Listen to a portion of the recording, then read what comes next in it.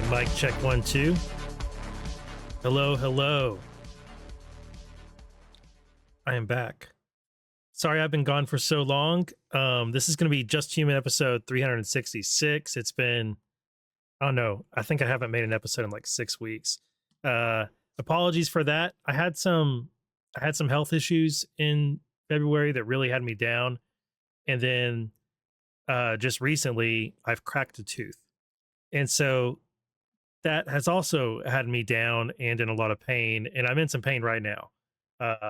It's not fixed yet. I have an appointment. You know how you can never get in quickly to get a dentist appointment or to get oral surgery or whatever. But it's been so long since I've done an episode, and so much has happened, and I have a lot to say. So I decided I'm going to make an attempt to do a podcast episode, even if it's short, and we'll just see where we go from there. So rumors of my demise have been greatly exaggerated, and I'm sorry I've been away. Hope you guys are doing well. I have put out a new article that I want to talk to you about, and I have 4 more articles coming, which I've done a lot of work on. I've written somewhere between 8 and 10,000 words while nursing a toothache, and just before, which they may not be the best words considering how much pain I was in. So I'll have to revisit them and do some editing to make sure that I don't come across as more of a grouch than I typically am. But I do have some articles I want to talk to you guys about. One is published, and there's the rest are on the way. I'm hoping the second one I'm going to publish tomorrow if I can finalize it tonight. And then we have a number of cases that we need to get to, but I'm not going to even aim for getting to any of those cases on this podcast episode. I think I'm going to keep this episode rather short. It's hi, I'm back. Here are my comments on some of the news and current events that are going on, and here's some of the cases I'm looking at, and that might just be it. So a shorter podcast episode, but yeah, I needed to make an attempt at this. So hope you guys are doing well. Welcome. Let me find, if I remember where my buttons are.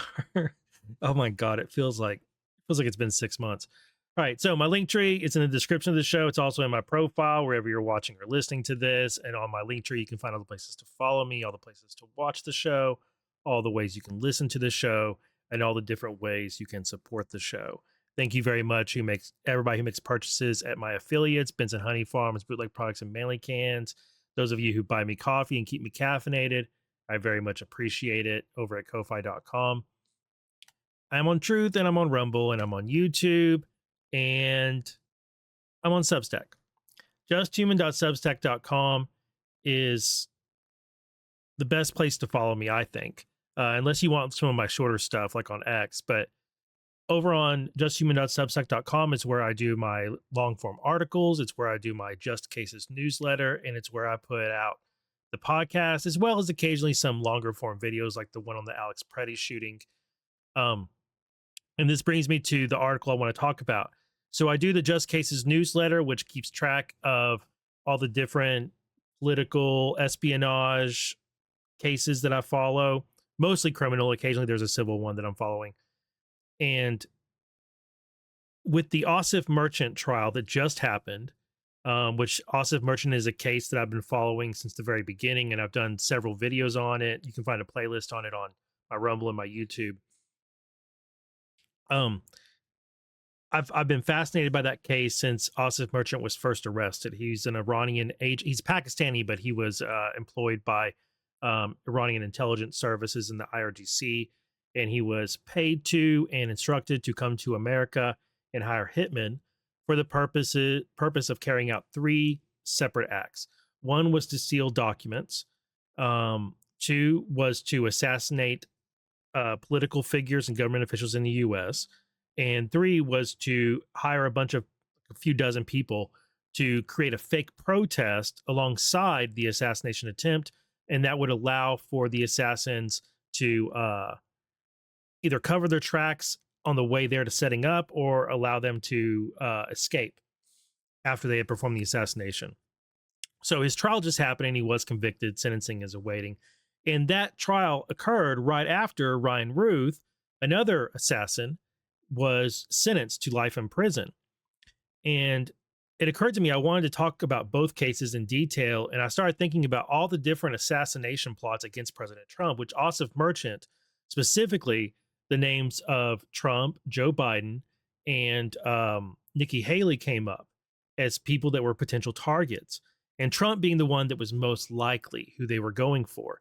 In fact, after Asif Merchant was arrested on July 12th, of course, it was July 13th, that another assassin, Thomas Crooks, came within centimeters of actually killing President Trump in exactly the kind of scenario that Asif Merchant detailed in that hotel video that you've probably seen. And you've probably seen people make a bunch of stupid remarks about it, making fun of how he was using a vape pen and napkin and how silly the plot was. And he was only paying people $5,000. And people have belittled the whole thing. And really, the Asif Merchant case is one I've been very frustrated by how it's been received publicly, because it has been mocked by people on the right and by people on the left since the case was first unsealed and people became aware of it. But in truth, it's a very sinister case, a very sinister plot. And what he described in that hotel room meeting is exactly what almost happened to Trump the next day after Asif Merchant was arrested. So anyway, I decided to do a series of newsletters that are focused on, our articles that are focused specifically on those 4 assassination cases: Asif Merchant, Thomas Crooks, Ryan Ruth, and then a 4th one that is also Iranian orchestrated, which is Farhad Shakari, which you may not have heard about that. It didn't make a lot of news for whatever reason. And so that's the next one that's going to come out, is the one on Farhad Shakari. Recently, one of the defendants was convicted. He took a plea deal, and the other defendant has also pleaded guilty and is yet to be sentenced. And so I want to, I did Merchant as the first issue, and then I'm going to do Farhad Shakari as the next issue, which is going to come out tomorrow or this weekend. And then I'm going to do Thomas Crooks and then Ryan Ruth. So there's 2 assassins from Iran, and then 2 assassins that are from within the US. If you're interested in reading this article, it's I'm proud of it. It's got, I've linked to a ton of material in it. It's a lengthy article that takes you through the case and tells you the story of it. I provide you links to the videos, and I make a few points here and there, give you my opinion and my analysis of it. And then I raise a few questions, some points of intrigue, as I called them. So it is but I will tell you, most everything I do is free. Everything I do is free, except for the Just Cases newsletter. You have to be a paid subscriber to justhuman.substack.com at $7 a month. You pay for my coffee, and you're contributing to my Pacer fund so I can buy these court docs. And I would love it if you're a paid subscriber and you read this article. I would love your feedback on it, what you thought about it, what you would like to see in future articles or newsletters or podcast. And I'm going to do a video soonish on Asif Merchant, kind of wrapping up my video series that I already have on the case. And I might just, go through the parts of this newsletter on that video as well. But the Just Cases newsletter is something I do special for my paid subscribers as a thank you to them for supporting my research and my articles and podcasts. Really appreciate you guys. And this series is going to be 4 articles, and then I'll be back to the Just Cases newsletter that does the aggregate of all the different cases I'm tracking, which there's a bunch of news in relation to those things. So, okay. Introduce that. 10 minutes in, I'm feeling okay. Let's go to the next segment. In a little bit of pain, not too much pain.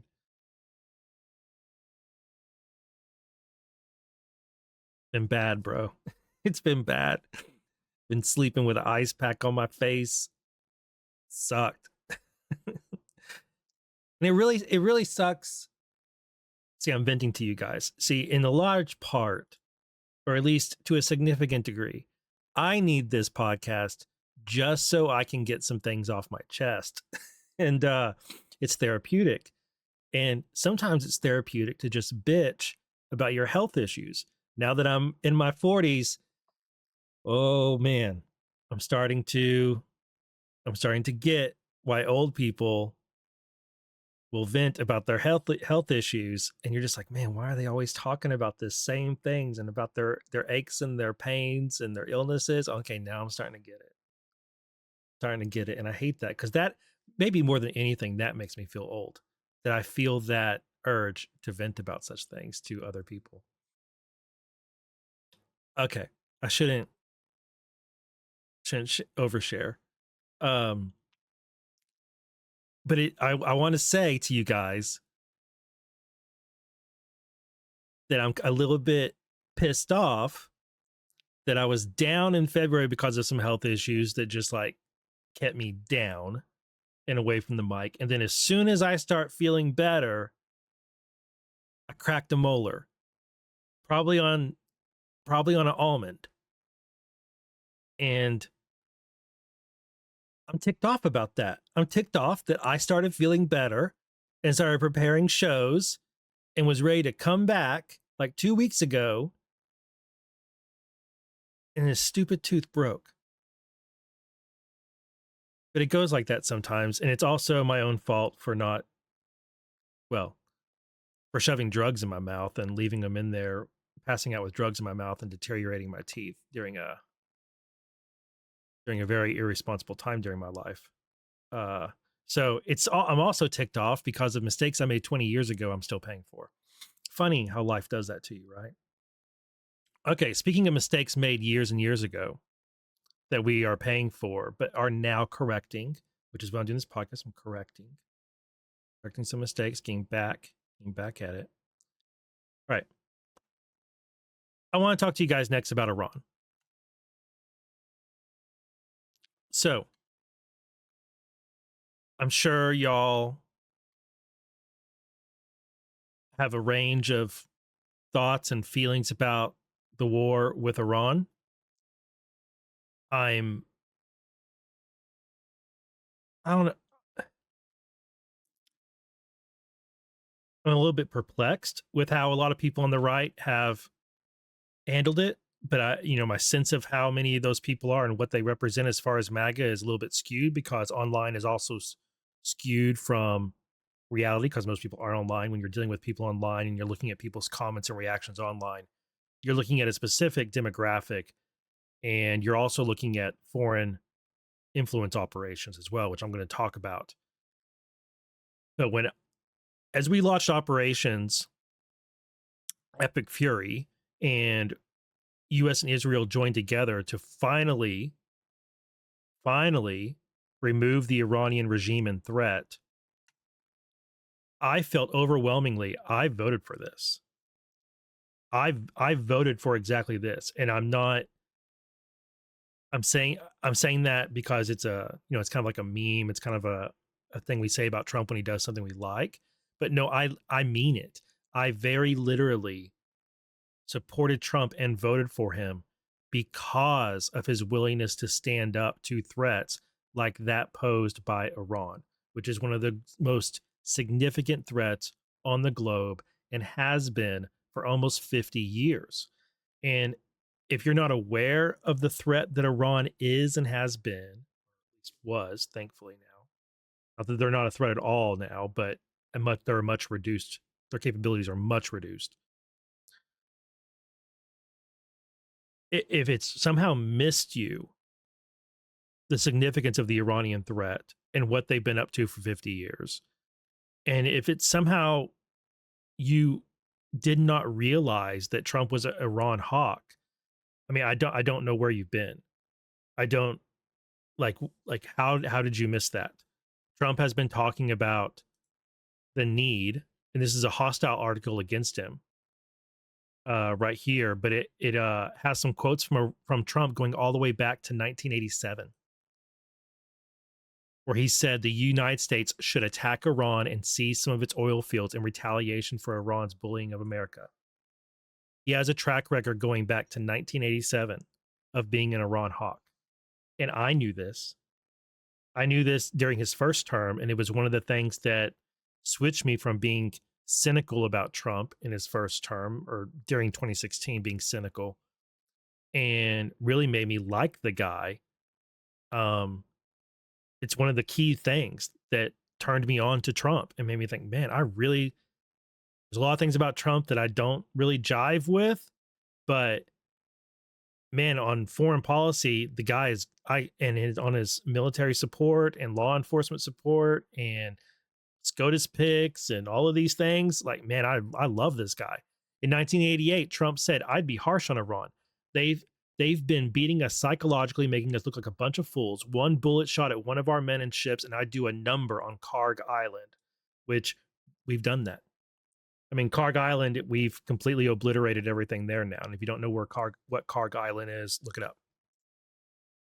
In 2000, Trump complained about how Jimmy Carter had handled Iran and said, as president, that he would believe very strongly in extreme military strength. In 2007, he said, first, I'd try and solve the problems in the Middle East if I were president. In 2011, he told Bill O'Reilly, I wouldn't let them have a nuke, referring to Iran. And he said that Barack Obama was a weak president that kisses everybody's ass.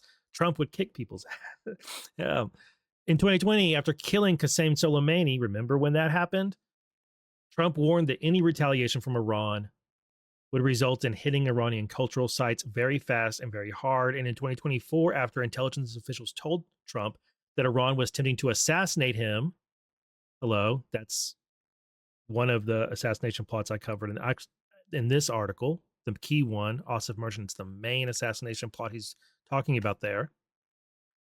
Trump said an attack on a former president is a death wish for the attacker. Of course, at that time, he's a presidential candidate, and they were trying to kill him before he won the election. So it's not surprising that Trump ordered the strikes that he did in 2025, and it's not surprising what's happening now. And if you missed all that, or if your favorite influencer or media figure or whoever made you believe that Trump would not do something like this, or made you believe or led you to believe that America First somehow excludes the option of striking our enemies where it hurts and eliminating them as a threat, then you misunderstood what America First means. This is exactly what I voted for. When I filled in the bubble, I had in my mind that this would happen in the second Trump admin. And if it did not, if Trump finished out this term and the Iranian regime was still a threat and still had their nuclear production facilities, still had their ballistic missiles, the IRGC was still arranging for plots to murder Americans and our allies abroad, if they were still engaging in narco trafficking, if they were still funding terrorism around the world and equipping terrorists around the world, I would view that as a major failure of this president. And I was actually very worried in January and February as the protests rose up in Iran and Trump had not done more to support them. But we were dealing with Venezuela, another regime I expected this man to eliminate, and I voted for him to do so. What did you, if this caught you off guard, if this whole thing in Venezuela caught you off guard, if what's happening in Iran caught you off guard, if our strong alliance with Israel and cooperation with Israel caught you off guard or befuddles you, what did you think you were voting for? You have misunderstood or been misled about who this man is and what he stands for. And I 100% stand with him.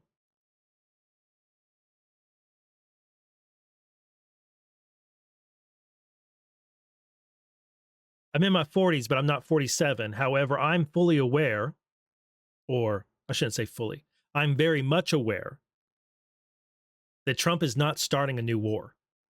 He's ending one that has been raging for 47 years. Ask the Marines that were held hostage at the barracks.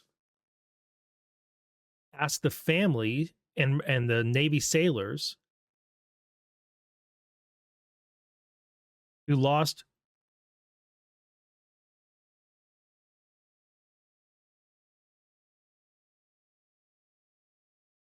I mean, the USS Cole immediately came to mind, but there's so many more. There's probably 1,000 families in America at least who have lost a soldier or someone in their family to the Iranian regime's funding and directing of terrorist attacks against the United States.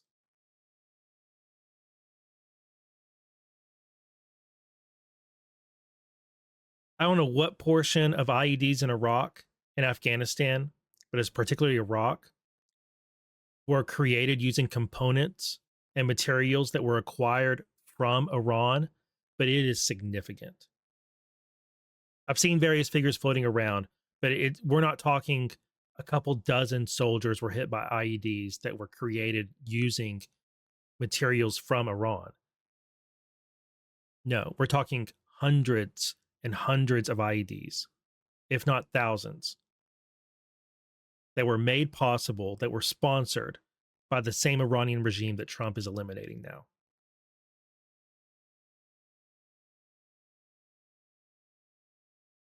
If you don't understand what's happening in the Middle East right now, hit the history books.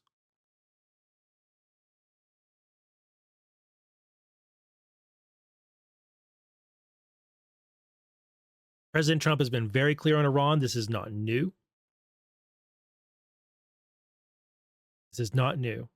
But his objectives for this conflict are: first, we destroy Iran's missile capabilities. Second, we're annihilating their navy, which is basically done now. Third, we're ensuring that the world's #1 sponsor of terror can never obtain a nuclear weapon. And finally, we're ensuring that the Iranian regime cannot continue to arm, fund, and direct terrorist armies outside of their borders. And have you noticed how many people who purport to be on the right and who have portrayed themselves as Trump's supporters and who have big internet shows and Rumble shows and who have grifted off of this man for 10 years and grifted off of the MAGA movement and the America First movement? For 10 years, they've grifted off of it.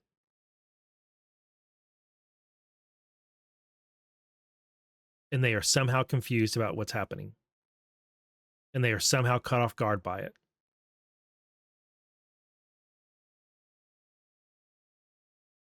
And when they attack him and they try to undermine him, they don't expose him. They expose themselves for the malign actors that they are.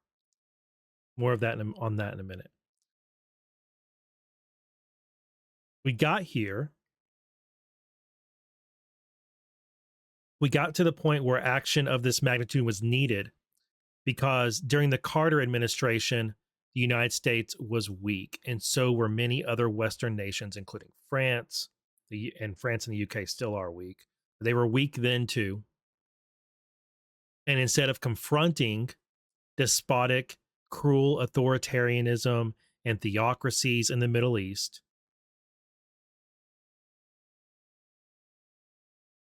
instead of confronting them, opposing them, they coddled them and they appeased them.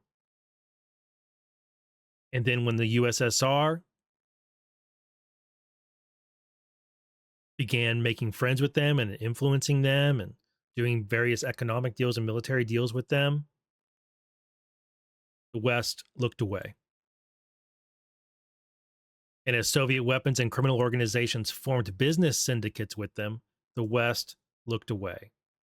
And then when the USSR collapsed, those criminal syndicates and those weapons flowed freely into those authoritarian and theocratic regimes in the Middle East.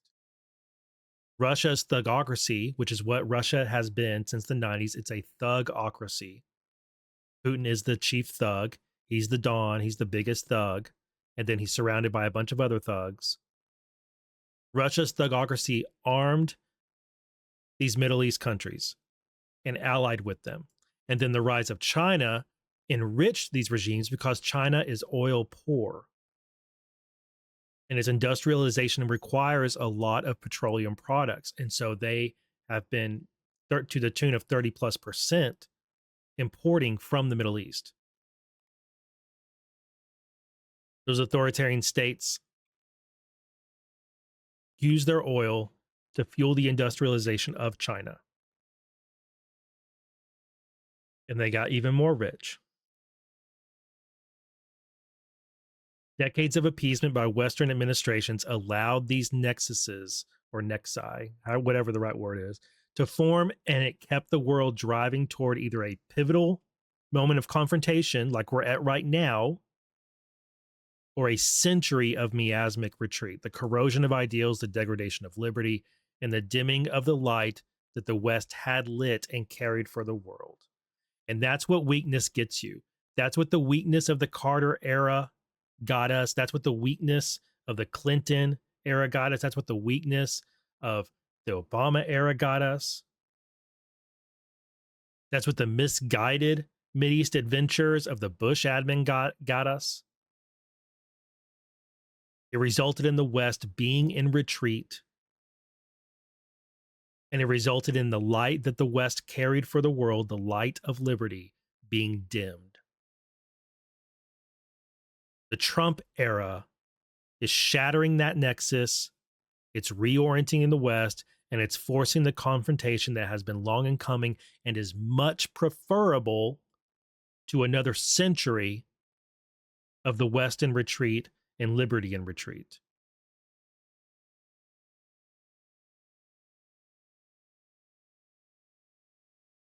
The war that is being fought there is also fought on X and on Facebook and TikTok and Telegram and YouTube and Rumble and wherever you're watching or listening to this.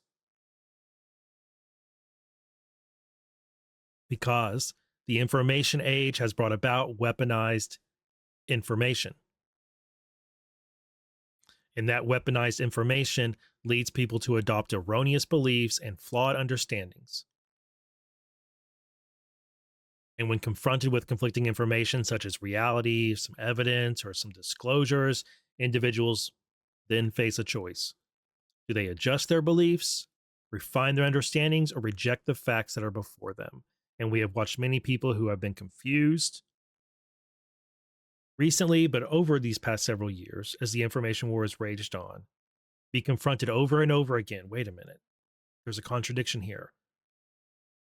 There's a contradiction in what I'm being told by this expert and that expert, and what the books say, and what history tells us, and what this video says, and what this influencer says, and what this podcast is telling me. My discernment says one thing, and the feedback from all these different places, it's some of it fits, some of it contradicts, or there's dissonance, and in that turmoil, that cognitive turmoil, your faith erodes and your trust degrades. And that's the point of weaponized information. Eroded faith and degraded trust in facts and evidence, in the reality in front of you, in the people around you, in the leadership in your country, in the systems in your country. That is what victory manifests as in a cognitive war. And weaponized information are the weapons of a cognitive war. And you may say, well, that doesn't matter to me. I'm not really interested in what you're talking about, Kyle. Sounds great. Good job writing that. But I don't really care about it. Well, you should care about it because it cares about you. You may not be interested in the info war, but it is interested in you. And either you're caught up in it and you're a puppet of it to some extent, or you're a warrior in it, shielding yourself from it and keeping your guard up. In pursuit of the truth requires you to actually fight to find the truth these days. That's That's how it is. Or you're an NPC. You may think I can be outside of it. It's not going to affect me, but it's there. My article, The Invisible War on justhuman.substack.com, is free, and it goes into the history of information warfare a little bit. Not a lot of bit, but a little bit.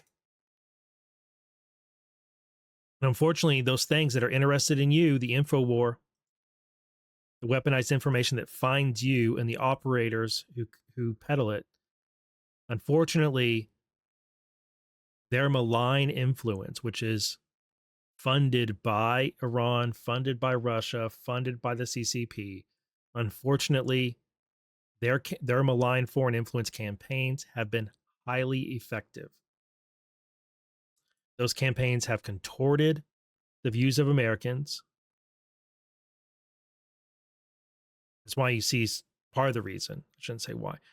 It's not the why, but it's part of the reason why you see so much confrontation and polarization in our discourse is because of Americans' views being contorted and there being so much distrust in the discourse. Those influence campaigns have programmed Americans into alignment with our adversaries and into opposition to their own interest. And you see it everywhere. You see it everywhere as all these online commentators and media people are they're yearning for the US to be in retreat. They're wanting to see Trump fail, even if they don't describe it as such. They're forecasting or prognosticating that Trump has messed up, that he's betrayed his base, that he's thrown the midterms away, and all of these things when, as I've already gone over, Trump's been an Iran hawk the whole time. And so many of us knew that and voted for him because of it. It was one of the key things about him that we loved because he would stand up to the motherfuckers who have been killing Americans. Sorry, guys. Sorry. He's been standing up to the evil bastards who have been ruthlessly killing Americans and their own people. I mean, have people forgotten that just a month ago, Iran slaughtered tens of thousands of its own citizens? Do you know what they do to their citizens in Iran? Because of the information war, the turn against this admin has happened much more quickly.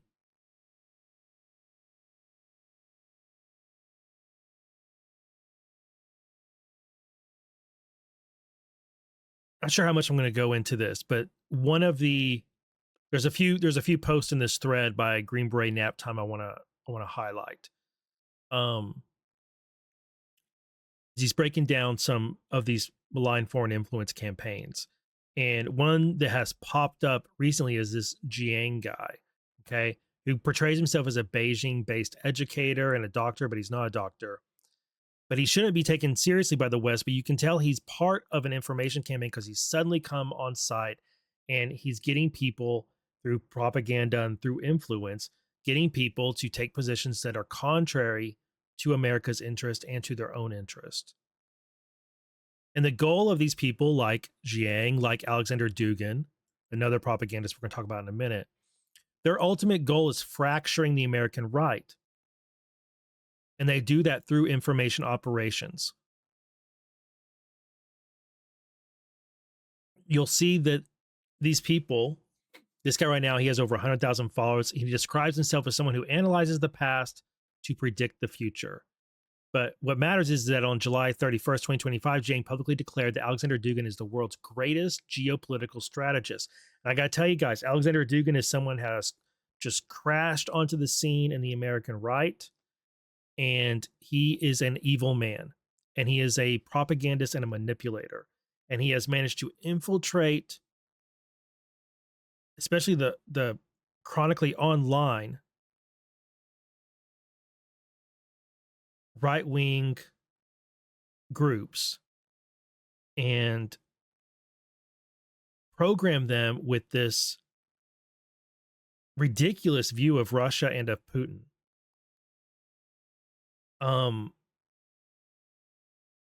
And I hate it because I've fallen for it to a degree as well. And I have to put my hand up and say that some of what he has said and some of the stuff that I didn't even know was coming from him, but really it is, it's like I fell for the romanticism of it.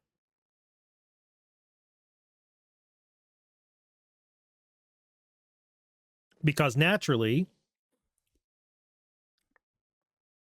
I don't hate Russians just for being Russian any more than I hate Chinese for being Chinese or Iranians for being Iranian.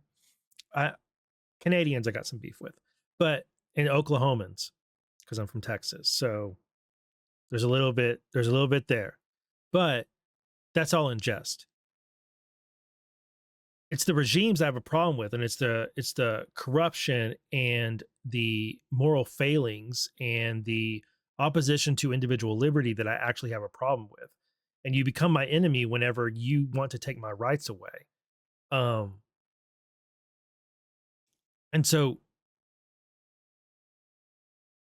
the idea, the fantasy of the US and Russia being more friendly and of Putin not being the thug that he seems to be, and of there being some sort of secret alliance between Trump and Putin, and actually they're working to make things better, and that they're really on the same side, and it's just the media who are lying about them. Like that all sounds really, really good to me, but it's all bullshit. It's all bullshit. And I want it to be true. I've I've spent several years trying to find indicators and evidence that it is true, and I've come up empty-handed.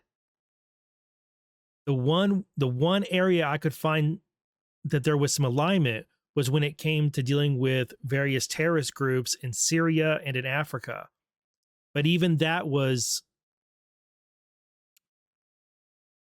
it was operations that were convenient for both sides.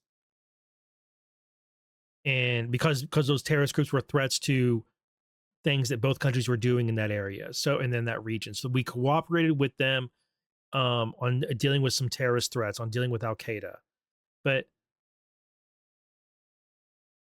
there was no grand agreement. There's no secret alliance. It's all a pipe dream. It's all bullshit. And a lot of that bullshit comes from this guy.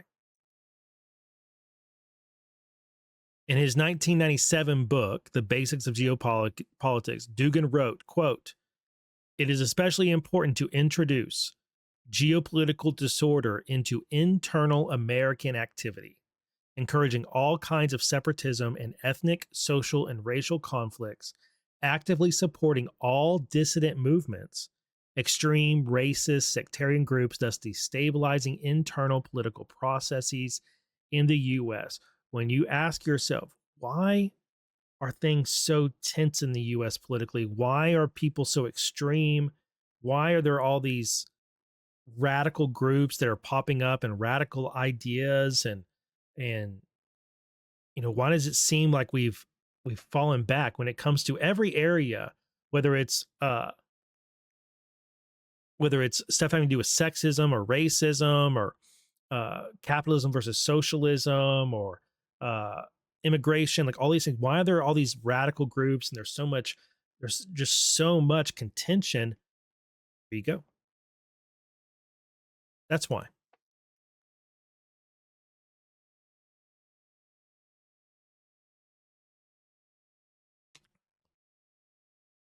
That's why these groups that were tiny, tiny nodes of racism, tiny nodes of sectarianism and radical people who really couldn't get any sort of significant support.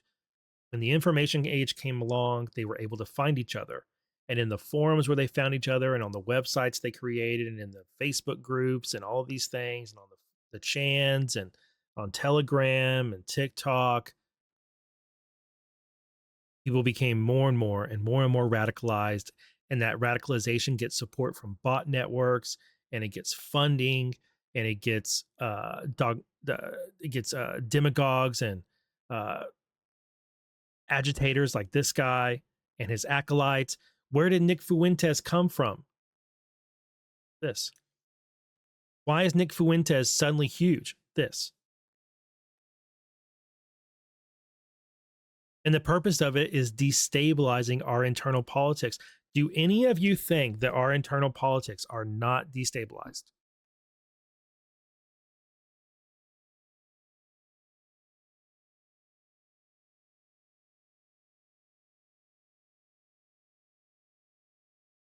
This guy's been way too successful at influencing the political right in America.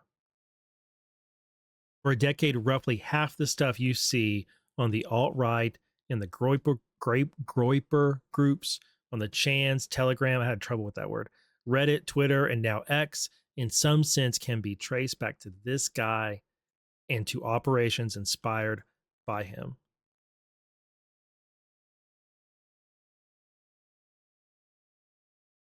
Now, and that's not just having to do with Russia. That's Russia, that's Iran, that's China. They're all engaging in those types of operations.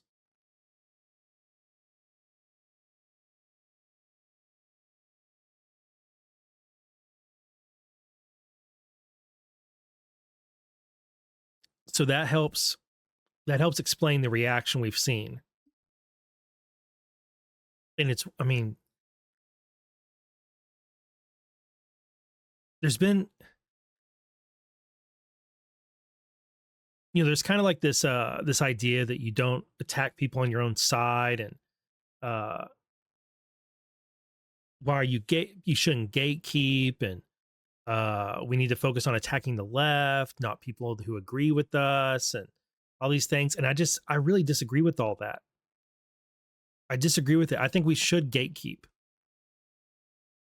And I think we would be in a better place as a movement, MAGA would be, if we did more gatekeeping. Where'd the Proud Boys come from, and Oath Keepers and all that? How'd they get so big? Operations like this guy.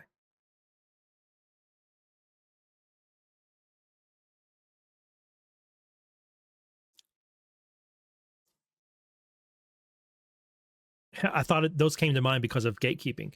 Imagine if we had imagine if the people who actually engaged in violence and vandalism and actually went into the Capitol instead of doing what Trump asked, which was going over to the Capitol and praying and chanting and basically rallying outside of it, while the senators and representatives made objections inside.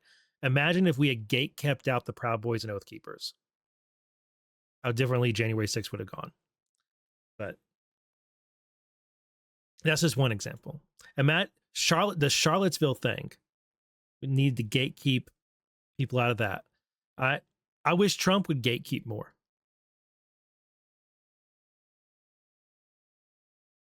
Trump tries to give everybody a chance. My jaw's I'm starting to misspeak. Trump tries to give everybody a chance. He'll talk to anybody. I don't actually agree with that. I say no. Some people aren't worth talking to. More gatekeeping and more criticizing people who purport to be on our side. We should distance ourselves from them. If they don't share our values, then what are we doing associating with them? Speaking of values and ideologies, I'm going to say it. I'm going to be very, very clear. I think it's important to be clear, because this is not just about Iran. This is about so-called radical Islam, which I think is a bit of a misnomer. I've used it for a long time, but I do think it's a bit of a misnomer.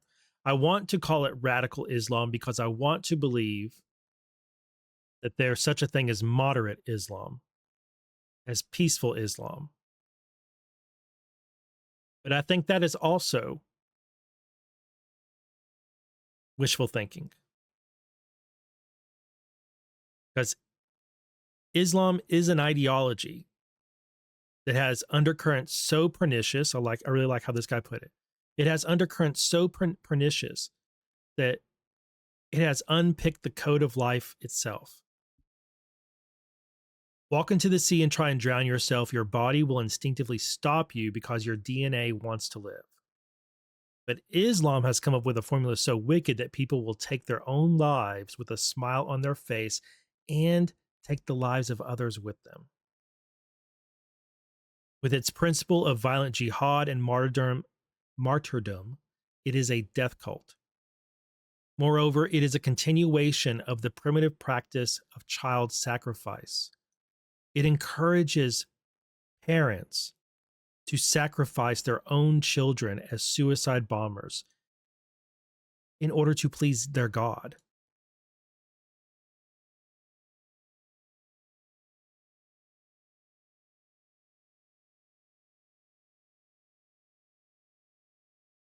The West must recognize, I really love how Gad Sad put it, the West must recognize all immigrants are not equally likely to assimilate. All immigrants are not equally likely to be a net benefit to the host society. All immigrants are not equally likely to be a net existential danger to the host society. All cultures are not equal. All religions are not equal. A religion that seeks to destroy your society, civilization, religious heritage, and freedoms should not receive protection under the First Amendment. You don't owe it to said religion to capitulate in the name of tolerance, compassion, and suicidal empathy. Our freedoms and liberties are being used to erase our existence. It is time to wake up. Every day that passes without the necessary autocorrections is ensuring that our children and their children will live in a world that is astoundingly darker than anything the West has ever known.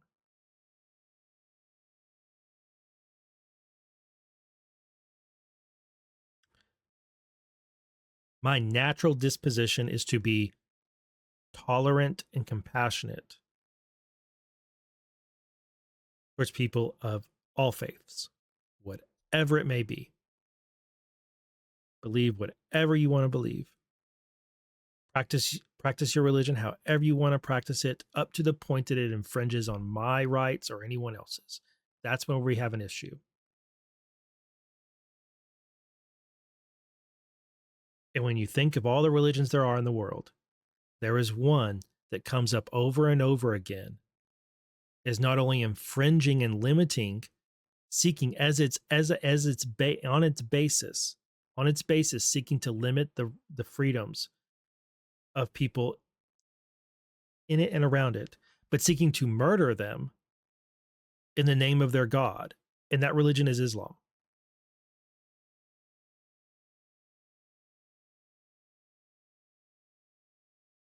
And you can go through the Bible and try and find things in the Bible. You say, oh, but the Bible says this, and the Bible, God commanded the Israelites to do this to these other people.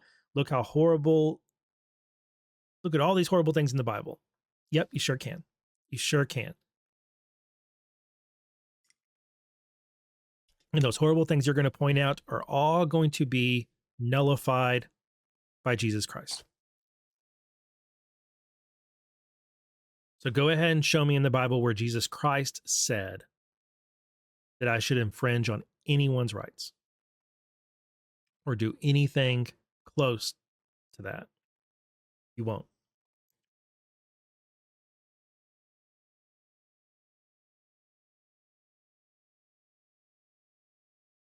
But if you find for me some Christians who are in any way seeking to limit the rights of others, I will join you in condemning them.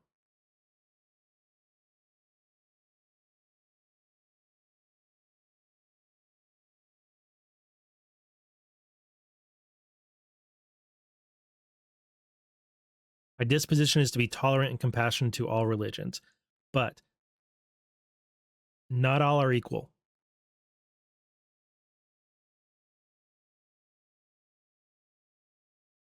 And there's a particular place that one religion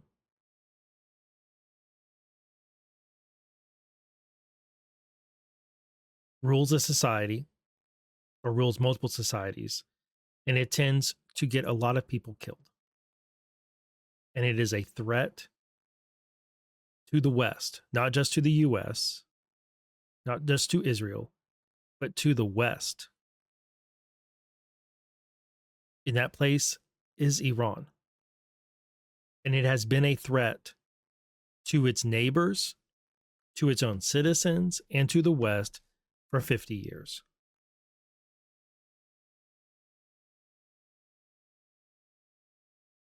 And until Trump came along, the only other person who had the balls to do anything about it was Netanyahu.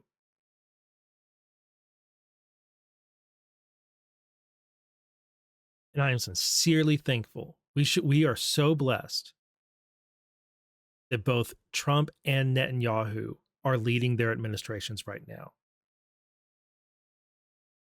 That we are such good allies with Israel.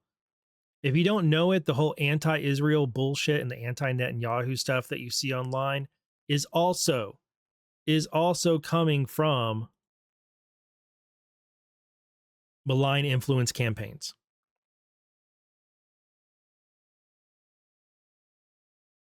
Why? Because of this right here. Because of this right here. The whole reason you've seen years, but especially over the past year or so, you've seen a uptick in things being shared online that are anti-Israel, that are anti-Semitic, that are targeting the IDF, that target Netanyahu. It's because of them, especially coming on the right. It's because of them trying to fracture the relationship between Trump and Netanyahu, who have been lockstep in line with one another. Who, I mean, I don't think the US has a better friend than Israel in the world. And I don't think that Trump has a better ally on the global stage than Netanyahu. But I feel, almost alone in saying that, even though I know it's true, because there's such noise and visceral hatred of Jews and Israel and Netanyahu online, and it's an influence operation. Tucker Carlson's one of the worst ones. Candace Owen and all these other shitheads, toxic people who are trying to pollute our discourse because they want to fracture that relationship and that alliance. And to some degree, they're being paid to do that. They're being paid to do it by Cotter, maybe others. Regardless, if it walks like a duck and talks like a duck, it probably is a duck, right? And so if it walks like a foreign influence campaign, malign influence campaign, and it talks like a foreign malign influence campaign, probably is one.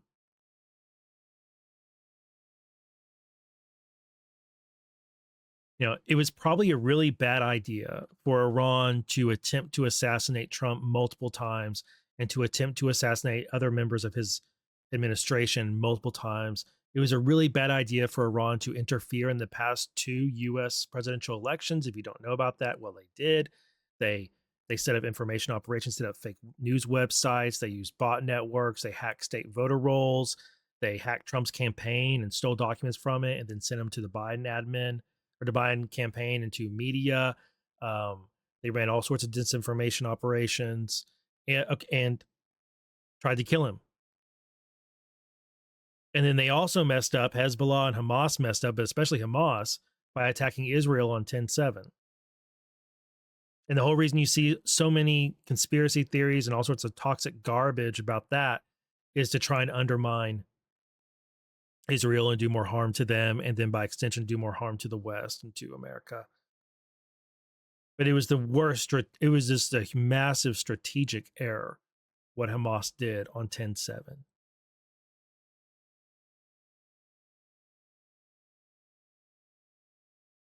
And everything that has unfolded since then.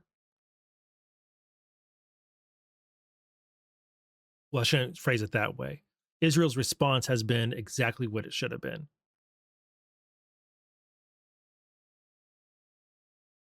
And I think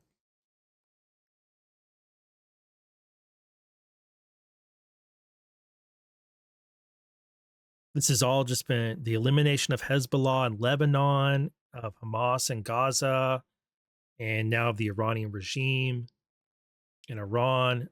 These things have been so long in coming. The problems there festered because weak men ran the world.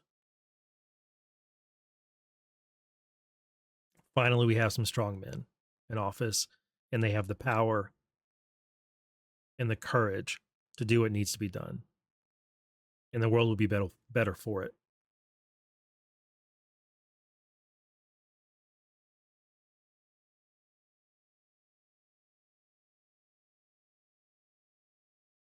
So,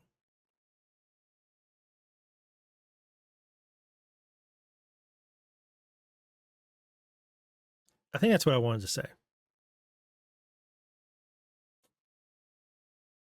I'll end by asking you, pray for all the troops that are over there, President Trump and his admin, Prime Minister Netanyahu and his admin. Pray for them.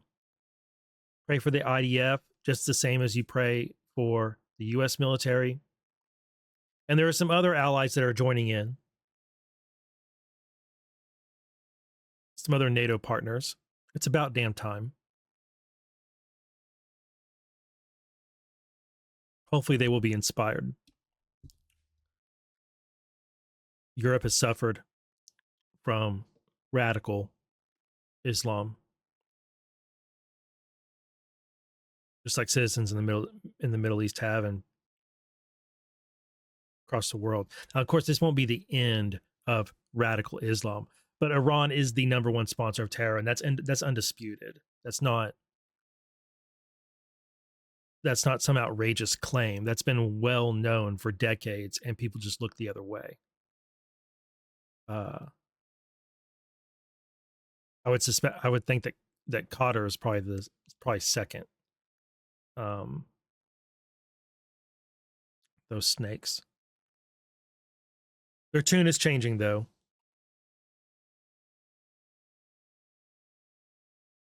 So yeah, to wrap it up, I'm thankful this is happening, but I'm not naive to the fact that it's a very dangerous time. The U.S. military and the IDF are having tremendous success, and it's awesome. It's awesome to watch how successful they are in carrying out their operations, but no one should be ignorant of the fact that this is a real war, and attacks in the U.S. were already likely and are more likely now. And attacks across the globe. The IRGC and its agents are going to do whatever they can do, even if it's sinking one oil tanker or it's random Shahed drones flying into the U.S. from Mexico, or it's IEDs set up in places, whatever it may be. You're going to see that kind of stuff. So, but that was always going to happen. And the longer this problem was allowed to increase in scope and in severity and significance, the stronger that reaction was going to be. So might as well act now before the problem got worse. And as Trump always does with things, he gives people a second chance. So he struck their nuclear facilities, and I wish he would have gone further back then. But he didn't, and he gave them a chance to change their ways, and they've straight up refused to. And so he gave them again, negotiating in February, gave them another chance. So finally, Trump and Netanyahu are doing what needs to be done, what has long needed to be done. And I think that's a credit to Trump's character. That's a difference. I say he's an Iran hawk, and he is, but he's not a war hawk.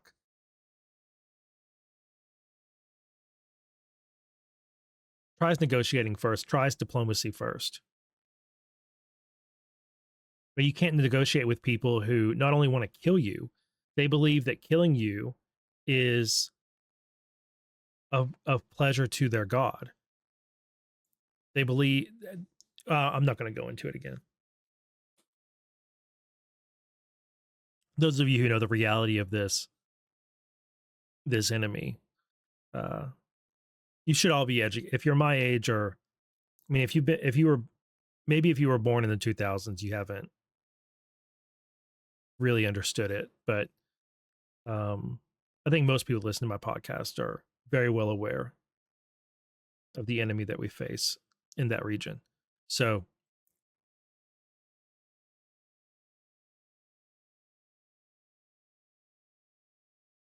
thank God for Trump.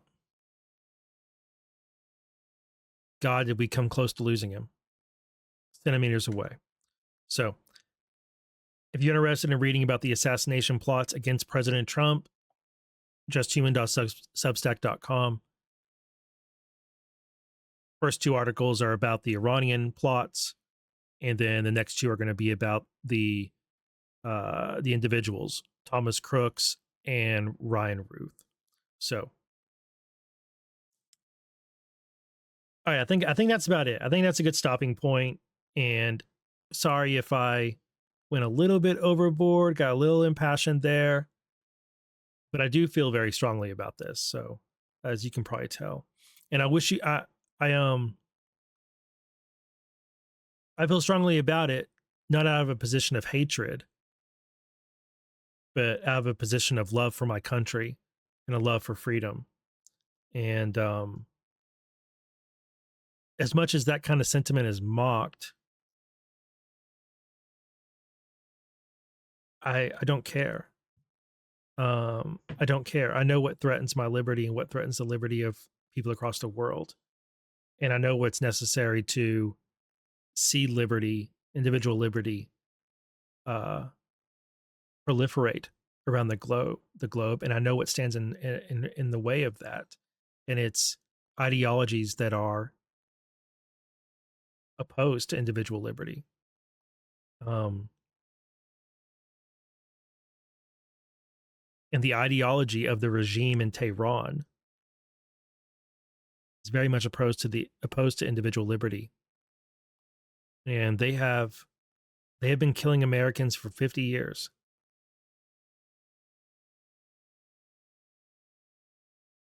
It's about damn time. So, yeah.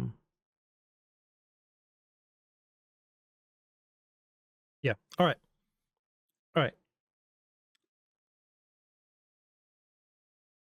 Good to be back.